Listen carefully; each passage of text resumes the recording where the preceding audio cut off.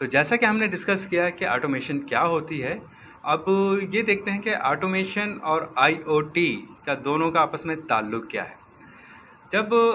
IoT का एक concept आया, एक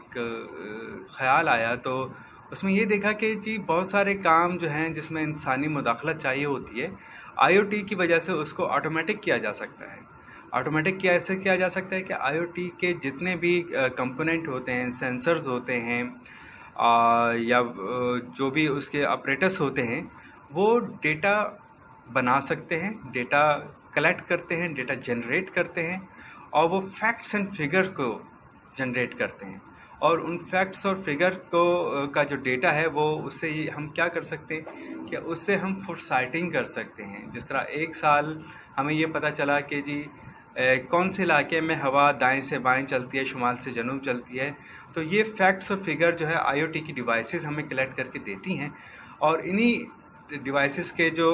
न्यूमेरिक्स आदाद शुमार और डेटा है, इस डेटा से हम ये मालूम कर सकते हैं कि जी हम किस जगह पे हवा का दबाव और या प्रेशर होता है, तो वहाँ पर हम विंड मिल लगा सकते हैं। और उसी डेटा जो माइन करते हैं ये ऑपरेटर्स और ये सेंसर्स जो है वो डेटा माइनिंग करते हैं, उसके डेटा के रिजल्ट्स के ऊपर हम उसकी फोरसाइटिंग कर सकते हैं कि किस जगह क्या करना बेहतर हो सकता है। और इससे आईओटी के जो सेंसर्स हैं और उसकी डिवाइसेस हैं, इसकी वजह से हम ये चीज़ ऑटोमेट कर सकते हैं कि कौन सा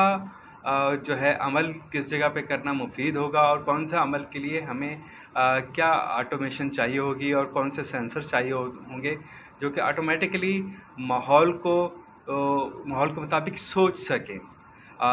जैसे कि ऑटोमेशन में बताया था कि जी प्री डिफाइंड उनको प्रोसीजर बता दिया जाता है, एक वर्कफ्लो बता दिया जाता है, वो उस वर्कफ्लो के अकॉर्डिंग काम करना शुरू कर देते हैं। लेकिन आईओटी के जो डिवाइसेस और सेंसर्स हैं, उनके अंदर किसी हद तक सोचने समझने की भी सलाहियत होती है, और ऑटोमेशन तो उसमें होती ही है। तो आगे चल के देखते हैं कि इसमें मज़ीद नया क्या है, कि आईओटी और क्या क्या कर सकता है।